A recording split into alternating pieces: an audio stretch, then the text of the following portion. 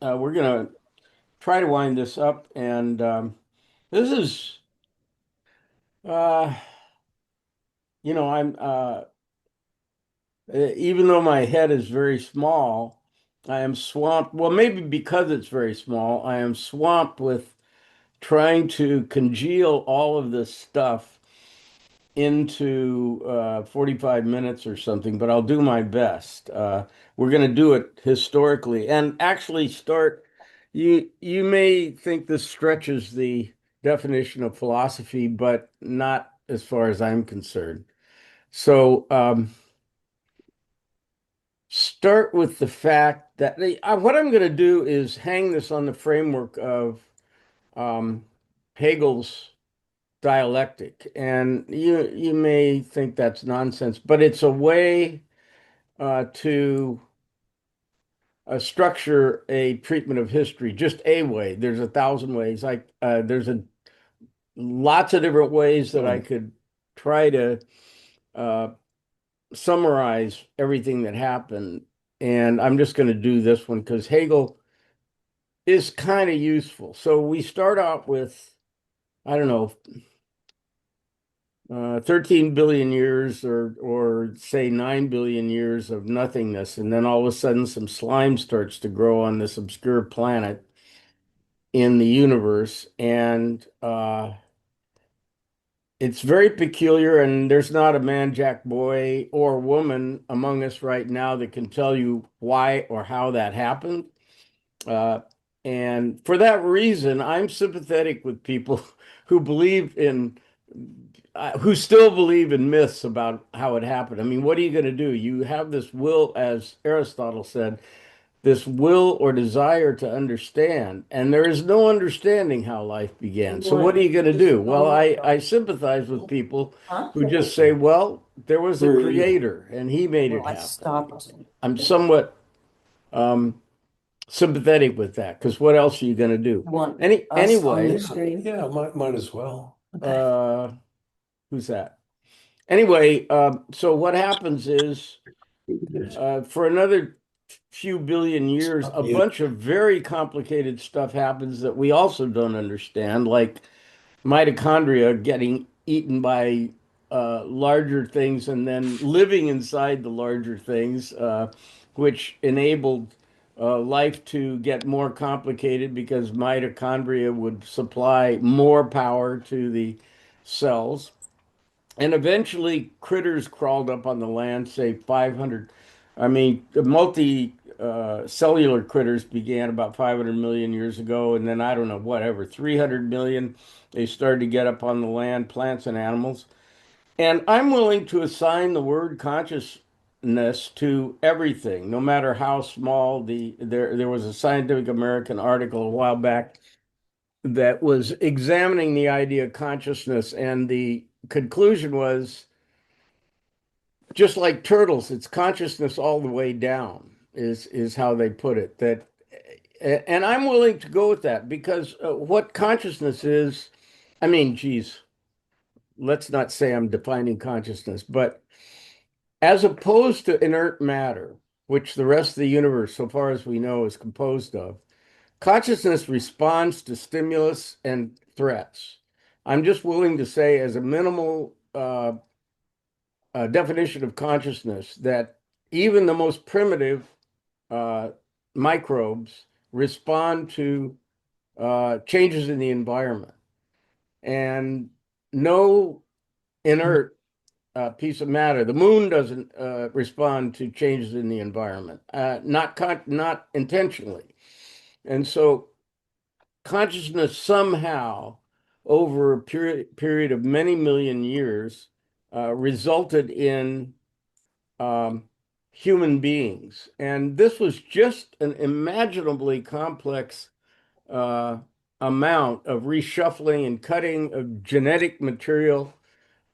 It's just beyond comprehension, which is another reason why I'm sympathetic with people who don't believe in evolution, because it just seems impossible. If you really consider how unlikely it is, it does seem impossible. So I'm kind of sympathetic. I know it's kind of seems ignorant, but I'm kind of sympathetic with somebody who just plugs in an understanding because the rest of us don't really understand it. So it's kind of a fair accusation in its own way.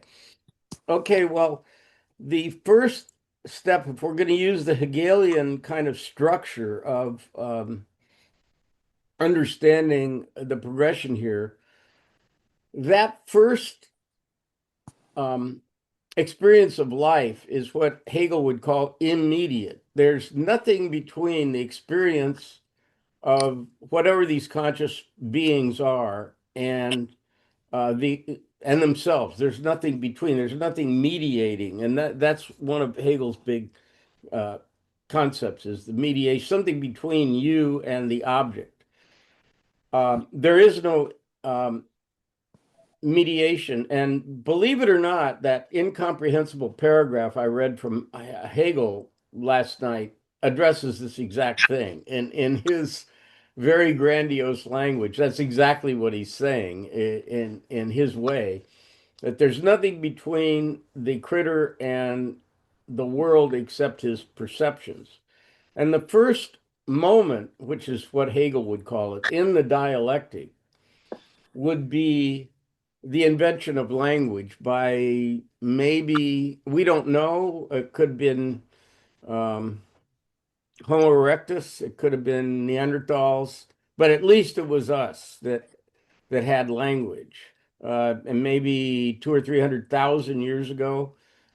And then the next thing that happened was, okay, so that's the first step in the Hegelian dialectic, the mediation. So now we have something that we can symbolize our experiences with, some tool that we can say, this is what this is. And that is a mediation between our just direct, immediate experience of something and an understanding of it that we can describe with words, with terminology. And the first mode of description that we know of was mythology. So every culture that we know of has a story that they tell about what's going on, and that's how they understand things. And as far as we know, we can't, again, just only speculate. As far as we know, those lasted for a couple 100,000 years. I don't know when the first myth was created, but it was a way of understanding or comprehending the universe and your place in it. And it wasn't until the Greeks. So, as far as we know, mythology might be 100,000 or more years old. People telling, because we have this, as Aristotle said, we have this desire or will to understand. Well, how are you going to understand? Well, you make up stories of people like you that created the universe, like gods. They were like us, and, but they were super powerful, and so they invented the universe, like God or like Yahweh or Maui or whatever your God is. We have a myth that explains to us how we got here and what our relationship is to the universe. And these myths were very anthropomorphic. There probably are myths that I don't remember or can't bring to mind where an animal creates the universe. I'm not sure about that. That's a good question for you're nodding your head, Peter. I can't hear you. Uh, can you hear Yes, me now, now? yes. I think there are North American Indian myths where Yeah, I man think so, but I predicts Mother can't point to Earth. one. I think a raven is one of the possible creators. I'm not sure. It's not a subject I know in any way deeply, Right. but Well, in I'm any case, sure that it there was are animal creators, Too. Probably African too. right. So, probably African. in I any don't know way, that. we have an anthropomorphic mythology, primarily anthropomorphic, and that's because it's something we can relate to. It's something we can comprehend and understand. And to this day, it's very hard to comprehend how non-anthropomorphic the universe is. It's really hard for us to grasp it. So anyway, the next moment in the dialectic, I've said the first step was the invention of language, and then the next step would have been the invention of stories to tell ourselves what is really here. And then the next step didn't happen, as far as we know, until the Greeks and Thales. And what they did, the Greeks, Thales and the Milesians and all the pre-Socratics and the Atomists, Democritus and Leucippus, these guys described a view of the universe that wasn't anthropomorphic, that was based on more or less mechanical understandings of what the universe was made of, and not so much origin stories like how it came into existence, but stories about not stories, but descriptions that were meant to be scientific and based on observation of what the world was we saw. And Anaxagoras, this wasn't necessarily well received. Anaxagoras was banished from Athens for this kind of teaching. And then we have a little later, we have Aristarchus and Eratosthenes, and those guys uh, were astronomers. And Eratosthenes, as you know, described the world as being round and was able to measure it within a fairly high degree of accuracy, given his tools. And then Aristarchus, who figured out, not from the way that you might think, but he figured out that the Earth must be orbiting the sun. Uh, I would say this is another step in the dialectic, and this one's astronomical because it asserts that the universe is not centered around us. And that's kind of I would say, a new idea and that the reason people rejected it until the church, of course, or up until the Galileo and after, the reason that they had difficulty accepting that is because of the centricity of the human mind and spirit in the world that we could understand and relate to. It was very hard to relate to a universe that we were we weren't the center of. Now, I mentioned at one point that these are in this dialectic I'm describing, the way I'm describing it. And once again, this is not like the truth. This is a way to hang this on, one of many ways to hang it on.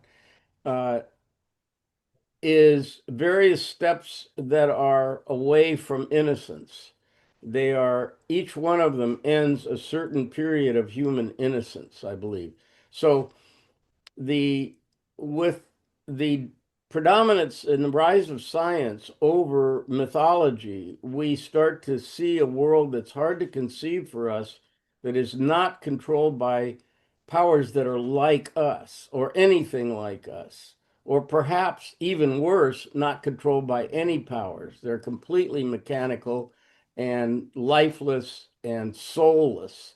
And yet, that is what the rise of science, um, the world that the rise of science portrayed to us.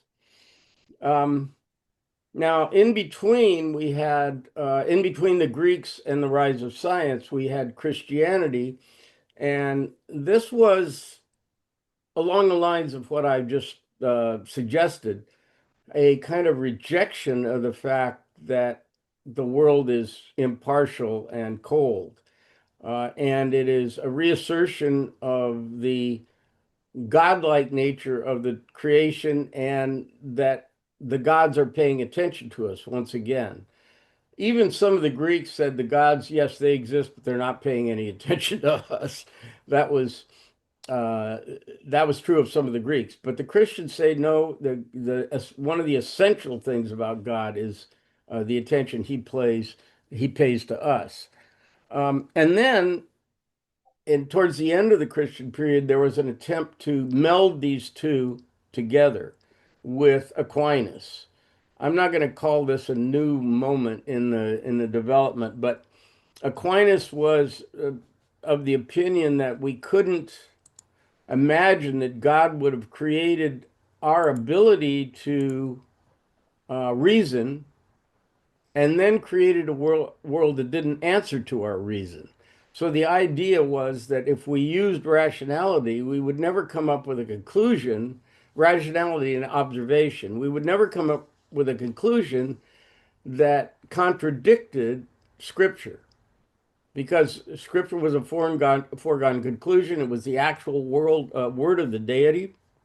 And so it must correspond to our reason, which is God given.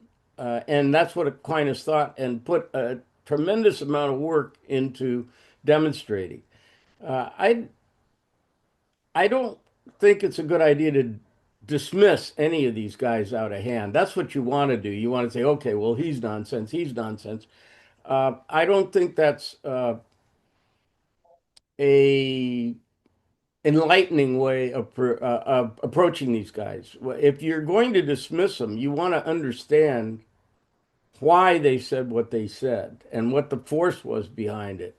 Otherwise, it's superficial. Just dismissing them is superficial. Okay, then going on ahead of Aquinas, we find Hume, who is going to basically disprove the points that he makes, that Aquinas makes. He's basically going to cut the rug out of the foundation that Aquinas tried to build, and the link between rationality and Christian belief. And a little earlier than that, Hobbes reasserts a mechanical kind of view of the universe, although he's such a coward. Unlike some guys, he hedges his bets and he says, what I'm saying is actually consistent with Scripture, which is ludicrous.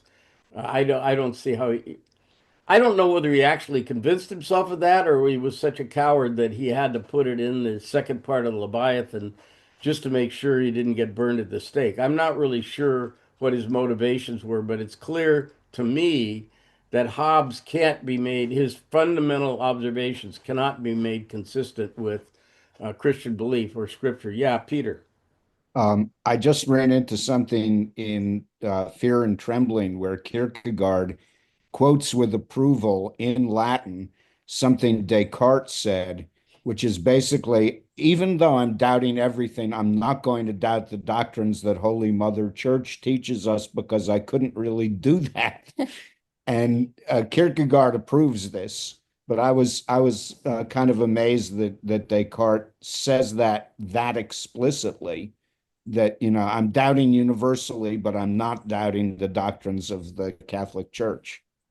Well, of course, in the Meditations, Descartes once again brings up the ontological argument and believes, just like Aquinas did, that he has proved the existence of God, even if you if you doubt everything you can and you come back to, I think, therefore I am. He believes that from that premise, you can conclude that God exists, which is it's not a very good proof, but that's what he's convinced himself of. And so Descartes' whole program is meant to answer rational criticisms of Christianity or of proofs like Aquinas's proof. His whole program is saying, okay, I'm going to doubt everything just to show you guys, to show you up, you smart guys that are rational. I'm going to show you up because I'm going to doubt everything I can doubt, and I'm going to prove to you I still can prove God's existence. I mean, that's his whole program, Descartes' program. So he always has an ulterior motive, even in the midst of his doubting. He's not really going to ever doubt. It's just like what you said, Peter. He's not really going to doubt that God exists. Okay. This rational disputation or refutation of Aquinas and the rational support of Christianity is what I'm going to call another moment in the dialectic. Dialectic, remember, is uh, we've used the word pendulum, but that's not really fair because in the dialectic, we remember we take a step and then we reject that step and view it objectively from a distance. And then finally, we come back to a place which is neither the place we were at before, nor is it the rejection of that. It's a new, higher, and more all encompassing stage of Hegel's dialectic. So that's where we come. That's how the dialectic proceeds, and what happens with Descartes, for example, is that he's saying, okay, reject everything. I'm going to do that. I'm going to play that game, but I can still come back to God existing. Um, Now, by the time we get to, okay, let me just say one more thing, and that is Darwin comes up. Now we're going to advance to Kant first, and then Darwin. Kant, very bright guy. What Kant says is, yeah, all that stuff works. All those arguments work so long as they're within the phenomenal world. So we can use logic and observation, like in other words, science, Newtonian science. We can use that to prove whatever can be proved within that um, context. It's not like we throw out rationality. It's still very useful. However, there's a limit to it. And on the other side of the limit is what we call the thing in itself or the noumenal world. And in that world is where God exists and value. Value can be demonstrated within the phenomenal world, according to Kant. You can't prove scientifically. This was Hume's fork. Uh, no, guillotine. He has a fork and a guillotine, two instruments. Hume's guillotine was that no amount of observation will reveal to you what the right thing is. And if you remember, we called this the naturalistic fallacy. You can't find, or is ought. That's another thing we discussed.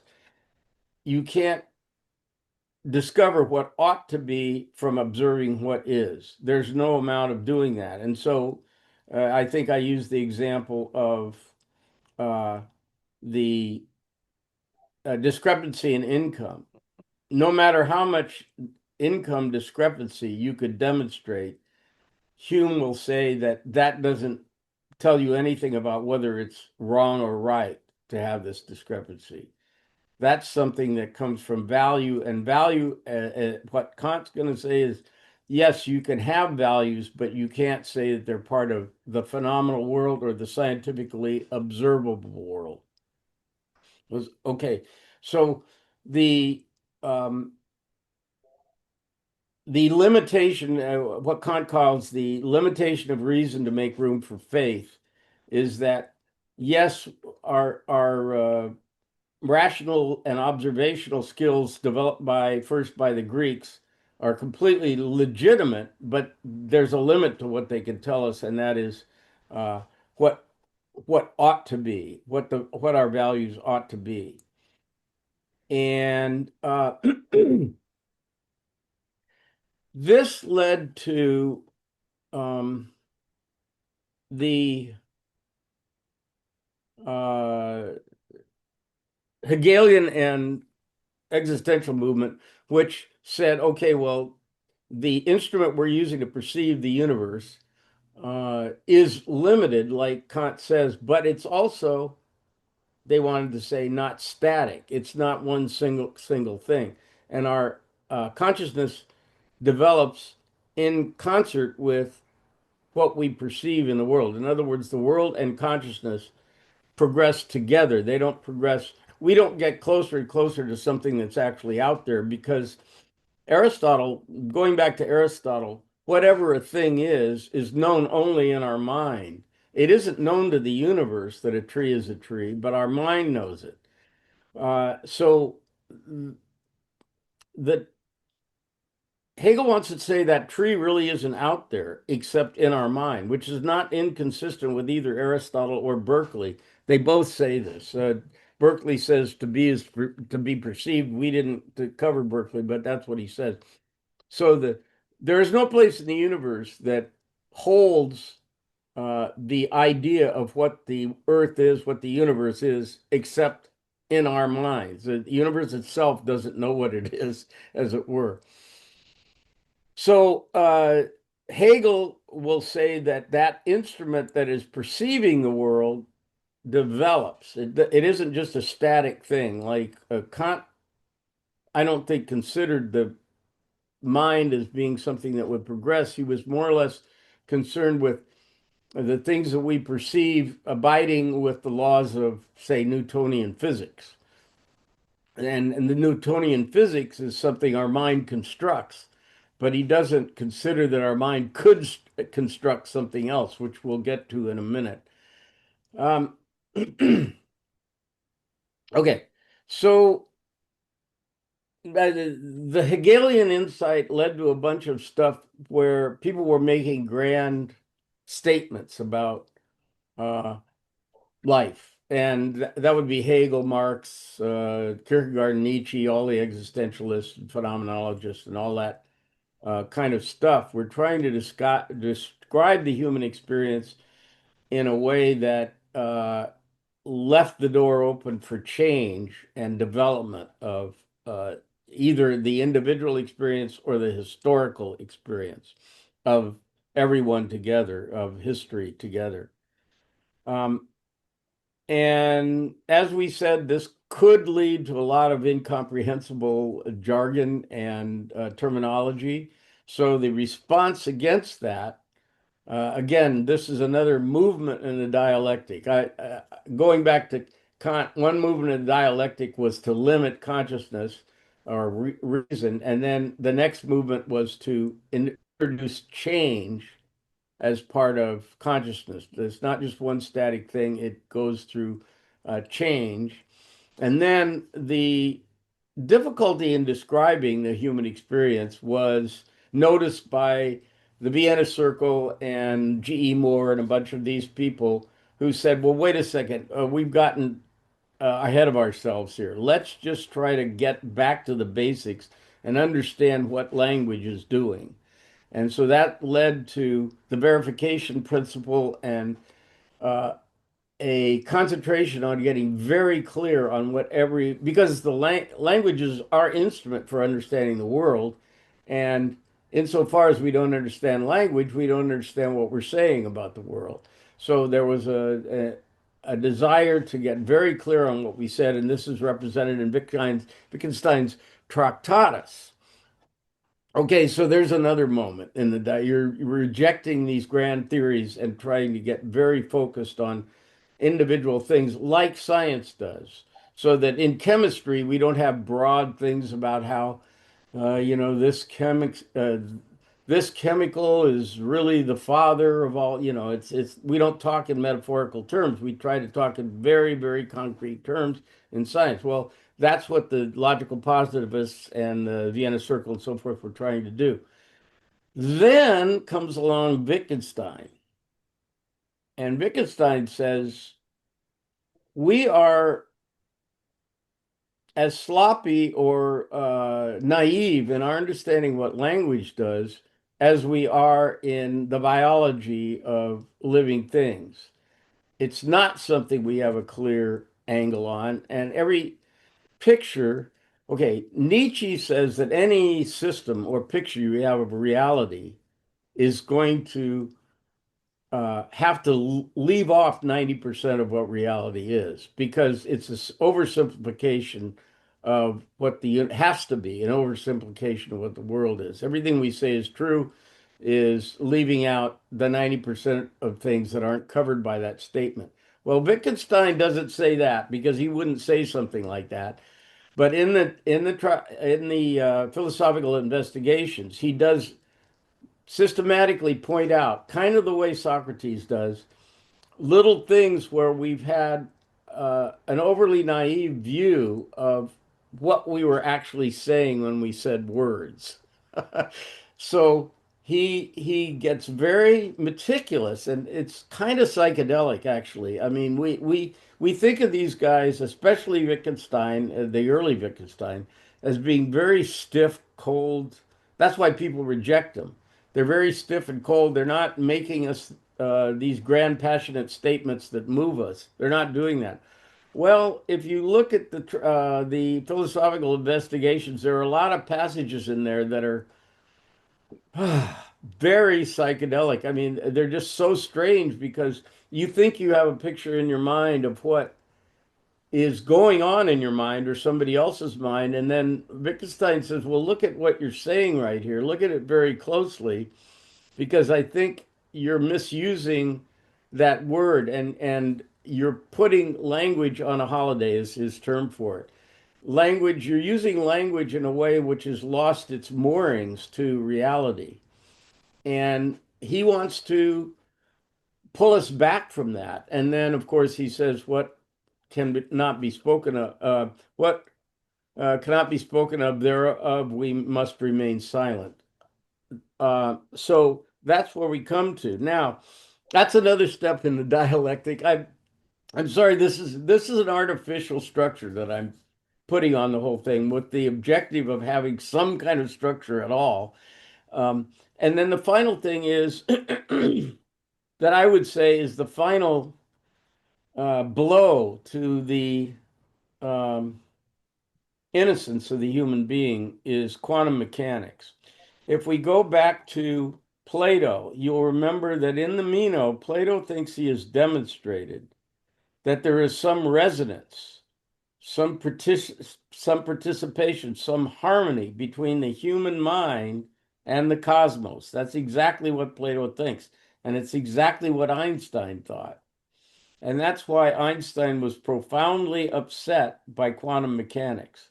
Because in quantum mechanics, we have experiments that have been done thousands of times that demonstrate that common sense cannot describe reality.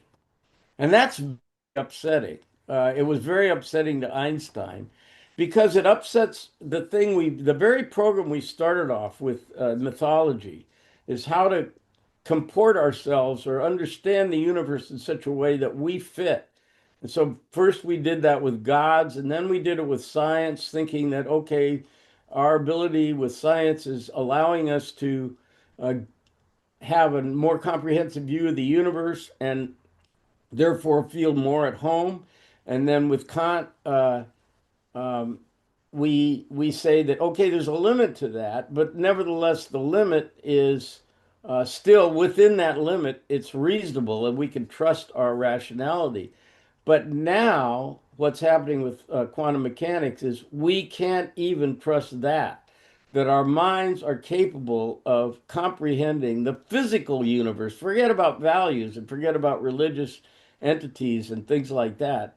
We can't even comprehend to our satisfaction the physical universe that we inhabit. One of my first of two instincts that led me to study philosophy. One that I know I've described them before. One of them was not wanting to be scammed by somebody telling me what life was all about without my doing my own examination. I didn't want to just accept something that somebody said. And the other one was I don't want to die without knowing what neighborhood I've been living in. And so that prompted me to study science and philosophy with the, I don't know if the faith, but the at least the hypothesis that there were people out there that knew what was going on, and I best do my damnedest to understand what they have to say without, because I don't want to leave the planet without knowing what the hell I've been experiencing the best I can. And that butts up against, I'm afraid, uh, quantum mechanics to a degree. Now, this might sound bleak. I don't feel it's bleak at all. I mean, it may be kind of a bleak picture, but my feeling is that it's all just this vast miracle that is incomprehensible and uh, so broad and vast and magical. That's my experience of it. And I don't really care that quantum mechanics is throwing cold water on that. It's not going to stop me from thinking how miraculous this progression has been from slime to Wittgenstein. All right, that's in a nutshell what I wanted to say today. So, anybody have any remarks, criticisms? I'm not sure much of that could be refuted, I don't think I've told you things that are false. But you could have completely different interpretations of what I've just said. Yeah, Peter. I think even without being an Orthodox Freudian, you can add Freud to the list as he himself did. He wasn't especially modest. Copernicus said the Earth revolves around or forms of life that have meaning and unconscious and the and one of the things he said, I think, was dark, unwilling entity. Ooh, That might be an exaggeration, but I think it goes very, very much along with some of the things you've been saying about you're breaking up. Unfortunately, I okay. missed most of It that, goes Peter, along, because you were breaking I'm up. sorry. I'm very sorry to say. Say it Uh, again. Say it again. We'll try again. Well, I was going to kind of introduce Freud to yeah, the, Freud. I heard that much. yeah, that he believed that one of the things he had done in showing that there is an unconscious mind that we can learn about, but only very indirectly, was part of a progression that goes from Copernicus saying the Earth is not the center of the universe, saying we are not absolutely unique because we come from lower life forms, to Freud saying the ego is not master in its own house. And at one point in, I think, New Introductory Lectures on Psychoanalysis, Freud says dark, unfeeling, and unloving forces control human destiny. That's too sweeping even as an account of Freud, but it's a very powerful statement, I think. Yeah, I didn't include Freud in that summary just because we didn't talk about him Yeah. except marginally. So I didn't include him, but I would agree that he's one of those guys that put another chink in the or took out another brick in the idea of human uh, harmony with the universe we live in. The idea that it's dark is doesn't resonate with me. It is more, I would use the word cold rather than dark. Dark sounds like sinister.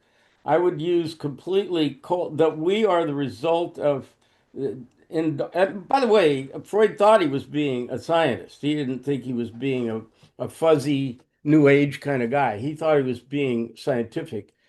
And Freud is somebody, I mentioned this before, Hobbes and Freud and Schopenhauer and Marx and Nietzsche are all guys that I think we should uh, digest along this path to where we are right now. But I just didn't include him because we didn't talk about him at length during the class. That's all.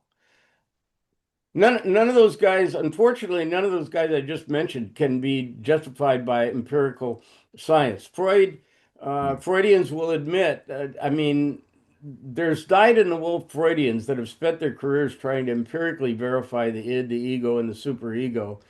And they find the concepts are just not susceptible to scientific definition of the sort that would allow us to empirically verify by empirical tests whether they exist or not. That's the problem. And I think the same could be said of Marx, that the the the concepts, we get what's being said, but they can't be validated by scientific methods. Yeah. Yeah. I agree with that. And Wittgenstein at one point said in conversation, Freud is constantly claiming to be scientific, but what he offers is speculation, No. something that precedes even the formation of a hypothesis. And I think that's true, but I think it's very fruitful speculation. Right. I would agree, that all those guys, Hobbes, you'd be naive to think that people aren't acting selfishly. I mean, nobody, that's a silly thing to think. You'd be naive to think with Marx that nobody's actually acting according to economic interest. That would be naive. And you'd be naive to think, like Freud says, that a lot of your character was the result of very early life experiences. Of course, those are all true.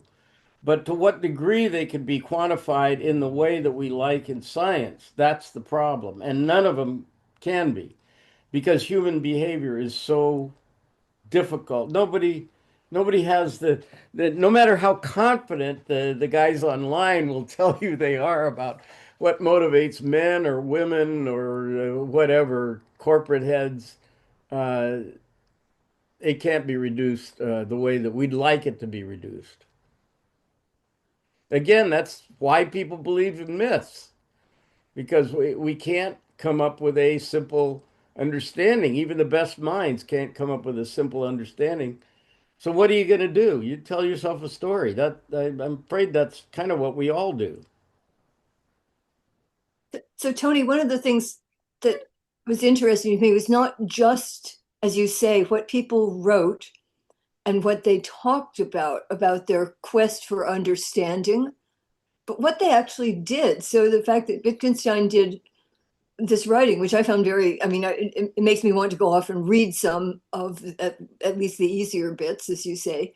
But he wound up teaching what, kindergarten or something, and working in gardens.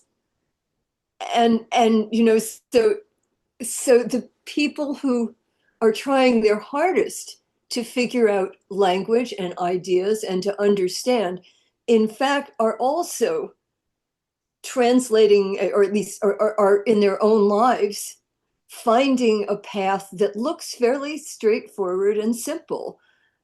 And I mean, that's kind of, here we are. I mean, we're getting older. We're all sort of on the older side, although my father would have said we were in late middle age for a few more years. He called it late middle age up until he was about 92. He was old, you know, still driving, but we don't have life choices to make at this point about our careers or whether or not to have children or whatever. But we still go about daily life, and it just is really, this has been a very thoughtful exploration of how people try to figure out what are the answers. We're obviously all still curious because we're still here listening to you for the last, whatever, 4 months or something, and trying to understand better. But at the same time, like the philosophers, we turn around and go out and tend our gardens, bake cookies for our grandchildren, whatever. And I guess that so I don't think it's without profit or benefit to learn to have these conversations.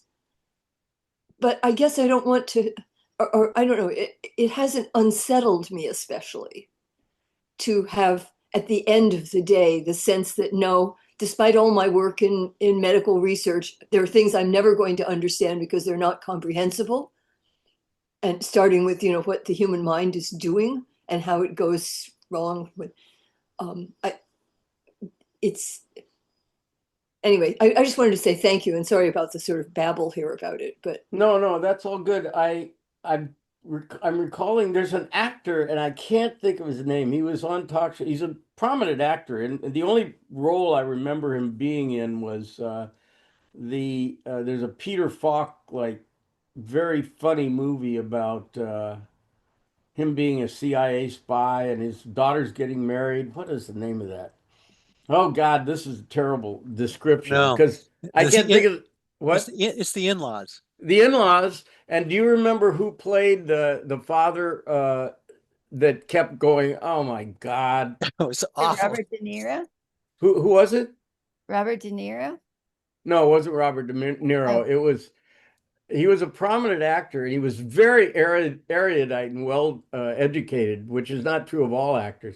And he used to be on Tonight Show. Anyway, uh, he said, I think a really wise thing. He said, if you think somebody's a genius, but he hasn't spent any time trying to figure out how to live the happiest, most fulfilling life, then I'd have to question your idea of genius. And Oh. he says that that the great geniuses did that. Either they were so obsessed that they lived miserable lives, maybe like Van Gogh or somebody like that, or most of them. He said that's he. I think I remember he specifically made that as an exception. Most of the great geniuses were well recognized during their day and celebrated, and they lived wonderful lives. And he said that's because they're smart enough to seek out the things that are truthful and beneficial and fulfilling to them. And so to the point you made now, Wittgenstein, I didn't mention this. Wittgenstein was gay, and this has actually never been certified that I know of, but it's generally recognized as being true. The reason being gay was illegal during his time of life, and so he was kind of hermetic and was very apparently guilty about being gay. He was made to feel great sense of guilt about it because he was very religious, despite what you may think about his writings. He had a profound sense of uh, religious empathy or feelings, and he thought that he was violating those, or he'd been made to think he was violating those by his sexuality. So that's another little additional biographical detail about him. But at the end of his life, he said, as he was dying, he said, "Tell everyone I've had a wonderful life." So uh, that's kind of reassuring when you know that he's been had a life of some distress. Tony, Anybody else? That's lovely. yeah, I'd like to say that this course has, I mean, to the extent that I've been able to participate in it, I have found it so ambitious and comprehensive and really a joy.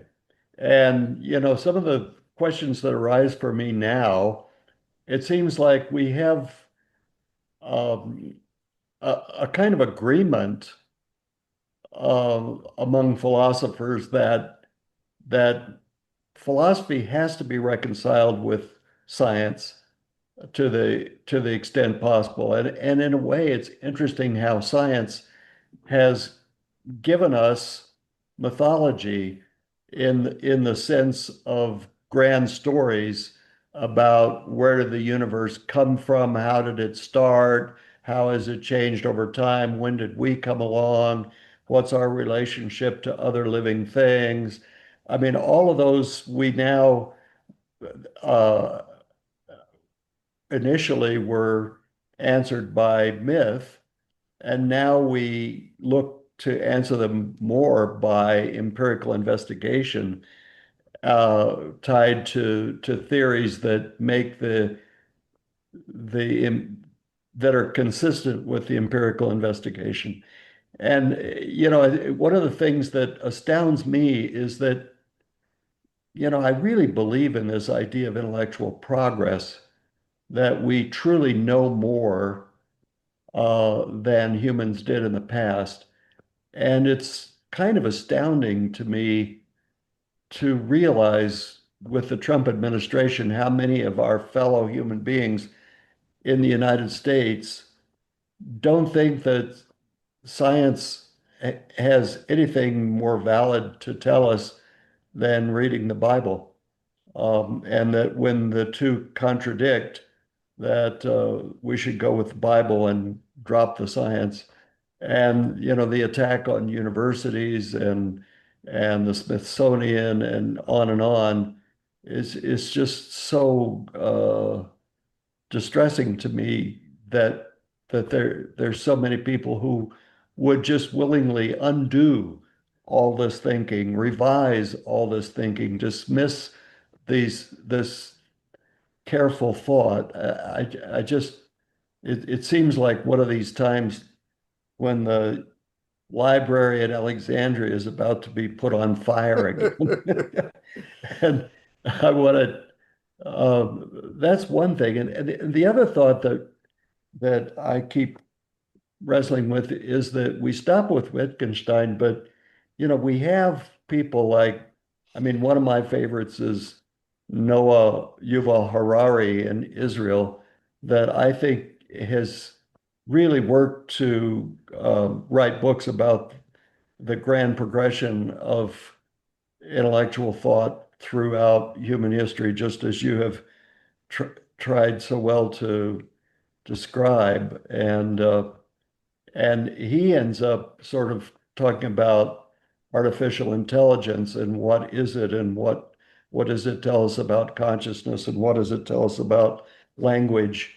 And these interesting things that sort of pop out of artificial intelligence as you feed the computers huge amounts of text, and most of that text is in English, and is the large language model depends a lot on the English language, but increasingly the text that it's scanning is in Chinese, which is a really different way of representing ideas. And I was interested in this little article that I read that large language models they're discovering will alternate back and forth internally between Chinese and English in trying to answer questions that get at what is general intelligence and how close is it getting to it. Anyway, I just really admire people who want to reconcile and make sense of these extraordinary things that are happening, both in the field of artificial intelligence, but also in neuroscience, trying to understand how the brain thinks at a physical level as well as a symbolic level, and how large language models are intentionally structured to resemble the human brain, in terms of levels of neuron connections and pathways that are either increasingly weighted more or weighted less. Anyway, I'm just, do you have any thoughts about where we're headed and who's leading the show? Okay, Eh. first, as far as AI goes, I learned stuff that new about AI every day. In fact, just before we met today, I was watching a video of a discussion of AI.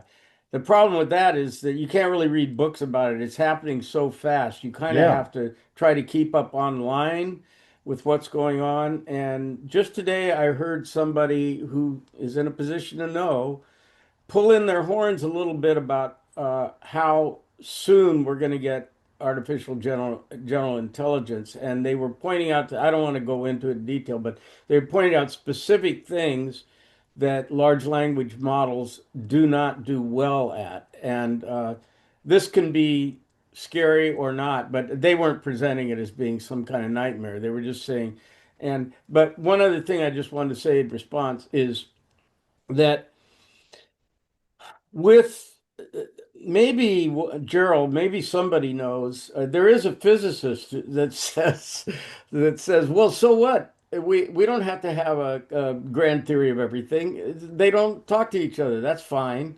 And I don't know, Gerald. Maybe you can tell me in a minute who that guy is if you know. And the other thing, because that was very troubling to Einstein, the other thing that is similar to that is Wittgenstein's idea of language games. We don't have to have the same exact structure of what we're saying to say something religious that we do to have say something that is scientific. It doesn't have to have the same kind of empirical or rational foundation. And if it did, we wouldn't be able to say hardly anything that we say. We wouldn't be able to express our feelings or anything if everything had to have that kind of a structure. And so Wittgenstein, in a way, calms you down and says, no, you don't have to necessarily disagree with somebody who says, God bless you. You could just let it slide. We understand what he means. Anyway, first of all, Doug has his hand up, but Gerald, do you know who that physicist is? I don't. I don't know Okay. who he is, It might but be Susskind. that could be. That could be. No, I mean, as you've gone through your survey today, it's and you end up with, well, then quantum mechanics just breaks everything. Yeah, I kind of go back into my little physics model of the world that in any given situation, you pick a small piece of the environment and you work in that. And if it's Newtonian, you don't need to worry about quantum mechanics or general relativity. But if you do, you move your point of view, and in a way, the breaking of stuff with quantum mechanics kind of just says that's where we are. That is how our minds are always going to work, is to try to understand the world in a small part of the situation we're dealing with. And one thing I would like to add, I've missed so many pieces of this series, it's just been frustrating. But even with that, I really appreciate the trajectory that we've seen and this watching of the development of thoughts and how it goes. And I've really have got many hours to go back and try to fill in the gaps, but I really appreciate the perspective that this is provided. Thank you. Well, you're welcome. It's just a matter of being the sportscaster who's those guys did all the work. I'm just kind of doing the play-by-play.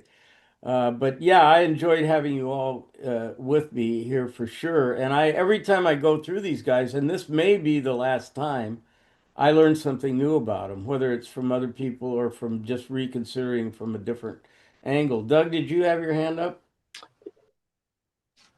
Yeah, I think you might have been thinking or about Richard Feynman. I have a quote I that don't think it's says, Feynman, but good. well, Yeah, I love he, Feynman. he said, but I don't have to know an answer. I don't feel frightened by not knowing things, Yeah. by being lost in the mysterious universe without having any purpose, which is the way it really is, as far as I can tell. It doesn't frighten me. I feel the same way, and I love Feynman. Yeah, I want to Otis, second that. I think that memory today is that we started out not knowing how things work, and we ended up not knowing how things work. But in between, so why even do all this? well, but we've done our due diligence. Yeah, With your help, we've done a damn good attempt at trying to figure it out. And now we can sit back and, you know, appreciate the mystery of it all. I think the term due diligence is a good one because I think what was it, Laurel a minute ago saying that she's done all this research and she still doesn't understand everything, but she has done her due diligence. She hasn't slacked off and just ridden a wheel for 70 years. She's been really trying to understand, and that's a good feeling, I think, that you at least you put in your hours to not just take everything for granted. Anne, you got your hand up? Well, I kind of do. I feel kind of shy about this, but it seems to me that we've ended up at a place where poetry begins. So I did want to offer to do a course on American poetry if anybody would like that. Oh, If you great. wouldn't, then please don't say, okay? I think it would start with Whitman and come up to the present time. And then, I think it could be really fun. I could probably only do it once a week because my poet laureate stuff is kind of kicking into gear. How are But you I would doing? really enjoy that because I love poems. Huh? That would be great, Anne. How am I doing? How are you doing health-wise? Oh, okay. I can walk without a cane or anything, and my hip what? still hurts some, but That's I'm being good. stubborn and I've got a bunch of cool public events coming up that I'm determined to be ready for when they come. Yeah, so She would lead it. I'm getting there. Yeah. And I started my favorite poem podcast series, which is really, really going to be so fun. I will watch one, which I did. Barry, you watch it, Emily Dickinson poem. But these are short little podcasts where I have 25 Mississippi poets lined up, each to do one once a month, and to choose a favorite poem that's in the public domain and read it and talk about it and talk about its writer. And these are like, 13-minute long podcasts that are being made by this guy I know who used to be my student, who's now a professional podcast maker. So it's going to be so fun to see what people come up with. A new career out there. That sounds It didn't used to exist. great. Barry, you had your hand up? I And your just My question? only problem with Oh, I'm all of sorry. it is the what? You're breaking up. Can you hear me? Now I can. Okay, can you now? Yeah, it's Well- because I'm holding this thing up in the air and so it wiggles around.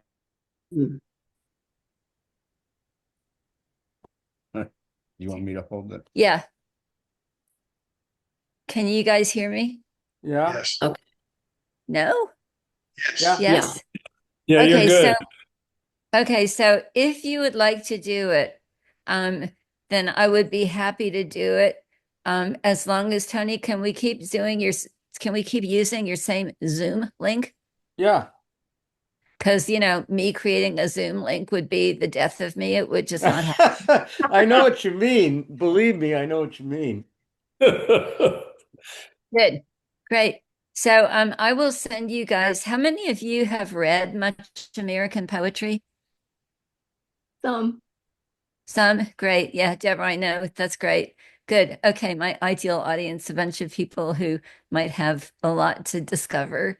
I will send you probably some poems by Whitman, and we'll start there and probably take a couple weeks on Whitman and then proceed to Dickinson and then up into the modernists at the beginning of the 20th century, who are some of the all-time greats, and just see where we get from there. Would that be fun? Yeah, Yeah. and it's all Wonderful. American though. Well, I'm And going to do I- American. You I can talk think to you Peter about doing British.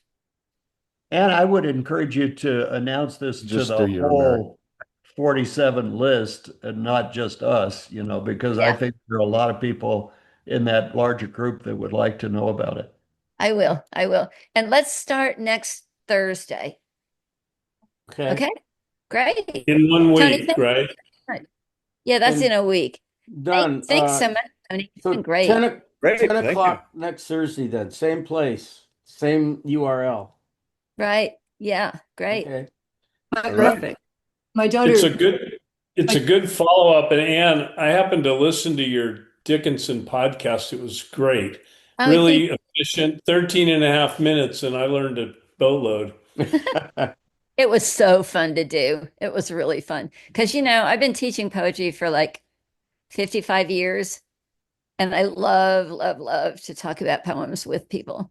So it's going to be very empirical. The way I believe in teaching poetry is not just to make generalizations, but to look at poems and talk about poems, And obviously, you guys' input is more than welcome.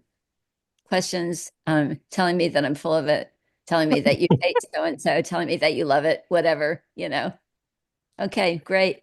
That'll be so much fun. Fabulous. Studying Russian or trying to keep my Russian up a little bit. My daughter, who has her PhD in Slavic literature, got me reading some of the shorter lyric poems in Russian. So I read some Akhmatova, and between the having to translate and having to think about it, it was a lot of fun and very challenging. And so I'm looking forward to starting off without the language disadvantage. Yeah. She's great, though. She's just a great poet. That's great.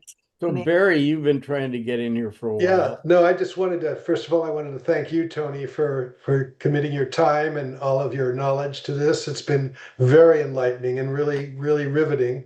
And I also want to thank everybody else in this group, because I've learned a lot from all of you.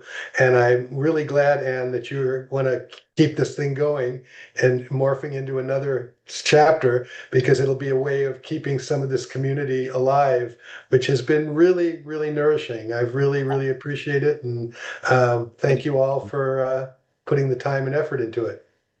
Yeah. Second. Deborah, you Third.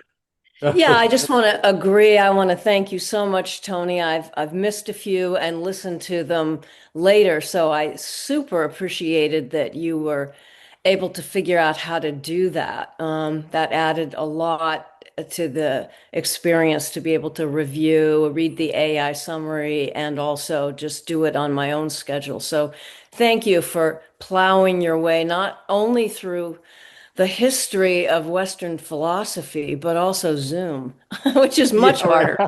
And Alan, can you please tell me the name of that author, the Israeli person you were referring The to? last name is Harari, Harari. And Harari. yeah, Noah Yuval Harari. Thank you. Thank you. Deborah's comment about all this raises the point, and maybe you want to be able to, how could an AI summary be done of your next thing, or a speaker viewer? Is that something Tony would have to do for you because he's set up the whole system, or because Well, that's pretty valuable to have be able to go back if you miss something. yeah, that just occurred to me. I sure can't, both time-wise and tech-wise. Yeah, I hear You know, you. it's like I had to hire a professional podcaster because I would lie awake at night thinking, oh my God, I want to do this podcast series and I don't even know where to start, you know? Right. I could do the recording, and here's the only problem I see is, I review every one of these things, including the summary, and I have to make corrections in it, and I wouldn't know how to do that with Ann's. But I could record them and publish them for you. I also edit them just a little bit. And I must say, Ann, just to forewarn you, I always find something I said that was really stupid in there. Actually, it's not so much really stupid. It's just I misspoke and said somebody's name where somebody else's name, and it just irks me. But I haven't bothered to go back, except one time I had to fix it. It was so bothersome. It was some kind of Kierkegaard thing. I had to just make a little note. Kierkegaard didn't say this. Anyway, I bet you won't have to deal with that because as incompetent as I am, but I'm just warning you that it's kind of bracing to see your own mistakes. And Yeah. But see, Peter's next to me and he can always correct my mistakes. No. Like, no, not born in China, you know? oh boy. Okay, great. All right. Well, we'll just plan on meeting here next Thursday then. And it is set up, and I think we'll find out the hard way if it doesn't work. But if we all just show up with the same URL, and then you can, and you'll have to, do you still have the invite letter I sent a long time ago, the email? It has the URL and the passcode. Let me ask this. Does anybody... I have the present one. Yeah, that's new right. one. That's what you want. Yeah. Yeah. Do you have, do you guys ever have to enter the passcode? Yeah, every Yes. time. Yes. Okay. Yeah. So you can use that. Just send out, you don't have to, there's other stuff there probably on the Zoom invite, but you can just send out your description of what's going on with that URL and that passcode. And Okay. that should allow everybody to get in if you do what Alan suggested with I guess it was Alan, with the wider audience. Barry? So I'd say my opinion is that the video recording of the conversation is much more valuable than the AI Yes. summary. So if we, Yes. so if we lose the AI summary in this, moving to the next chapter, that wouldn't bother me particularly. Okay. Let me ask you this then. Which is the better view for you guys, speaker or gallery? I like gallery. I agree. Yeah. I do too. This is what I see, because if I had just the speaker view, I'd just see myself for an hour, I like to Yeah, see, and then nobody could raise their hand either. So I like gallery, but I will say it's a weird experience when you're watching the replay and you realize that you're seeing yourself listening and you kind of want to respond and you realize you can't because it's a recording. It's an odd sensation, actually. yeah, well, join the crowd. Like I feel like Tony, that was. Please restate that. Anyway, okay, well, that's good. That's all good for today. And you understand, you can always email me. You have my email if you have questions about that. But I'm pretty sure that if you just send out the URL, the same URL, the same passcode, and say, I'm going to be running a a poetry seminar online on Zoom. And if you'd like to join us, this is it. Hey, that brings up another question for you guys. These are not public as they are right now on Zoom. Would anybody object to them being public? No. I Yeah. wouldn't at all, as long as the poems I'm talking about are in the public domain. But Well, when I'm I get talking about, no, more I'm talking about what we've done so far. No, There- so far, right. But for the future, I'm talking poems that are not in the public domain, then I can't have them public without paying permits. I wonder if that's true. That seems like it would You be know. fall under fair use to me. Yeah. But so it's nobody has an objection if I make them public right now, because right now you can't find this online at all unless you know somebody that knows the URL. Take it. Yeah. Okay, if you want to object, you can do it Then my privately with physical an therapist email or if you like. I'll keep Okay. it later. And I'll think I'm about. I'm not objecting, but Anne, I want to say that, or Peter, you've been breaking up a lot today. And so if that happens next Thursday when Anne is trying to control the Zoom, so I don't know what the problem was. Yeah, but they've been consistently breaking I up. I think don't know we if your need- internet is a problem.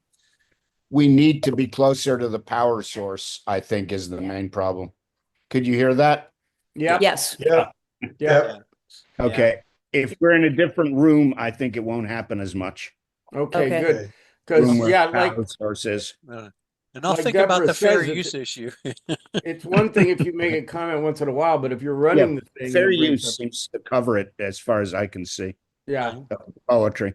Yeah, I'd be we'll see. surprised if you ran it up against any trouble with that. And if you do, I think the worst thing that would happen is that, well, first of all, when I say public, I mean that the YouTube videos are public. Right. And YouTube itself doesn't automatically trace of copyrights. When you post something, it does an automatic copyright check, and that's part of the posting. And I'd be surprised if anything was a red flag for that. But if it is, you can make it private. Like what we're doing right now is private, and so it doesn't violate the copyright laws, I'm pretty sure. But if I don't know, if I played you a Michael Jackson song, maybe it would trigger something, but otherwise, I'd be surprised if YouTube minded this. There must be hundreds of English teachers online reading poetry. I can't believe that doesn't exist. So I think it should be okay. There's a different, there's a whole different mechanism for managing that problem. And we have a lawyer. I know. No, That's good. actually an area I know something about. Yeah. So, yeah. So, but and we can solve that problem. I know Okay. we don't have to know everything to be able to take this, right? Isn't that what we just learned from our philosophy class? We don't have to understand everything. Kim Google, do you do copyright stuff? Because I know Kim was involved in showbiz. Kim was on one. I'm internet law. You know, well, I'm so on the you're- internet. I know internet and copyright and all that other good. stuff. I know that Excellent. stuff. I know that Excellent. stuff. Yeah. That's why I know that the training of an AI model using data scraped from the internet is considered fair use. If you pirate the stuff, that's different. Very interesting. Different Oh, problem. man. Different problem. So yeah, the AI. So stuff- pirating means selling it mainly? pirating is pirating. You Well, know, I understand, but how does that work? What you have two pieces. One is if I download all your stuff and I stole it, let's say I've taken unauthorized copies of your stuff and I steal it and I use it to train my model. The training is fair use. Taking your stuff is still an infringement of your copyright. That doesn't change. Yeah. Pirating is pirating. Yeah. It's always the same. Yeah, but then we've had two significant decisions on this specific question in the last Oh, right. few months, Cool. both in the Northern District of California. This sounds like it's a whole other hour in itself, discussing that. I'm very interested in that. It's very interesting because it's the Briss is now on the edge of copyright. Right. What everybody's trying to figure this one out. Yeah, absolutely. So anyway, Yeah, this is a whole new field. Well, let's not go into that today, but I'd be interested in it sometime. So let's call it for today, and we'll meet you all in a week. And then Anne, if she has any difficulty setting this up to her satisfaction, I don't think she will, because like I said, just send out the URL and the passcode, and anybody should be able to get in. Other than that, she can write me anytime about anything. yeah. And I think that if you start it, you have to hand the speaker over to her. You are the Oh, that's true. For the speaker view, Yeah, I but- will be the speaker view. I'm not sure Yeah, how to do but that. you have a week to figure that out. Oh my God. I'm not looking forward to that. Yeah. I'll look it up too. I will. Thank you, also- Tony. Great, Yeah. Neil. This is fantastic, Tony. This is unbelievable. I don't think I'd get better than a C in this class, but I feel like I've learned a lot. All right, guys. It's been wonderful meeting with you. Bye, and everybody. hopefully Yeah, see thank you next very week. much. Bye, everybody, and thanks. Thank you. Bye.